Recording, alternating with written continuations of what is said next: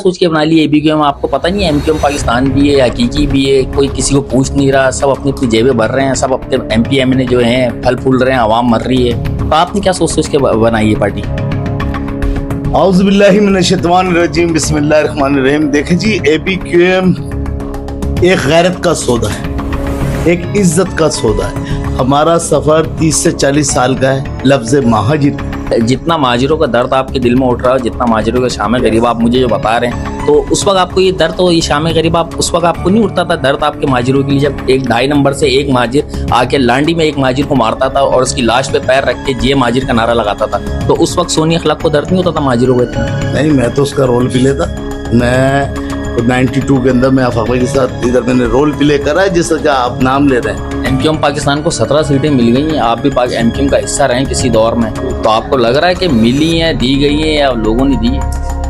देखें जी, यहाँ पर जब मैंने एक वीडियो वायरल करी थी तो आप मेरे रिकॉर्ड पर है, और मुझसे लोगों ने बोला सोनी भाई पहले आप भाई इलेक्शन में खड़े हुए थे और अब ये इलेक्शन आ गया है, आप क्यों नहीं खड़े हो रहे? तो मैंने वीडियो वायरल करी, आप उसको सुने। मैंने उन्हें कहा ये आधा तीतर आधा बटेर इलेक्शन है, ये पाकिस्तान का बदतरीन इलेक्शन होगा। हर पुराने सियासी कारकुनान को फारूक सत्तार साहब ने इनवाइट किया इलेक्शन से पहले, यकीनन आपको ही बुलाया होगा आपकी जमात के साथ, तो आपको भी दावत दी होगी एमक्यूएम पाकिस्तान में शमूलियत की अपने कारकुनों के साथ। तो आपने क्या कहा उनसे, फारूक सत्तार साहब से, मुस्तफा कमाल साहब से मुलाकात हुई? नहीं, मेरी मुलाकात ही नहीं। आपको किसने कह दिया? ये मुझे फारूक भाई नहीं बुला सकते, इसलिए जब फारूक भाई को निकाला गया पार्टी से तो हम 2-4 एमपी एमएनए थे और मैं था, हम छत के ऊपर बैठ के तंजीमी बहाली कमेटी बनाई। अब यहाँ जो हमारी सियासत है ना, लफ्ज़ महाजिर के लीडरान की, ये जिसको एक शेर है, तेरे लिए पहला पत्थर कौन उठाएगा, तो गैब से आवाज़ आती जो तेरा मौसीम कहलाएगा।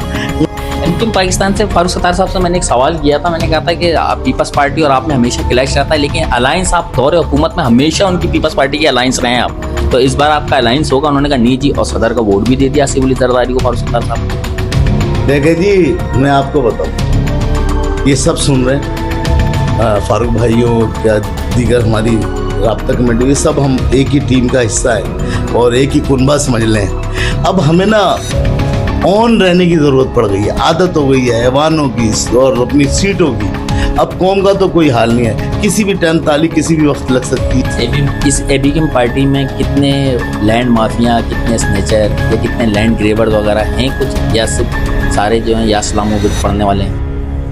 नहीं, माशाल्लाह से इसके अंदर ये 70 साल के 80 साल के लोग बैठे हुए हैं, 33 साल के, 18 साल के, 17 साल के फैक्ट्री के नौजवान हैं, और इसमें कोई मेरी बाकियात की पार्टी का आदमी दिखता है उसके आगे आप माइक लगाए। इलेक्शन में पार्टिसिपेट नहीं किया ना बल्दियात में, जनरल इलेक्शन में, क्या वजह बनी एबीक्यूएम खड़ी नहीं हुई, ना कोई कैंडिडेट नजर आया इलेक्शन में एबीक्यूएम का? यार, एबीक्यूएम का बड़ा मसला है।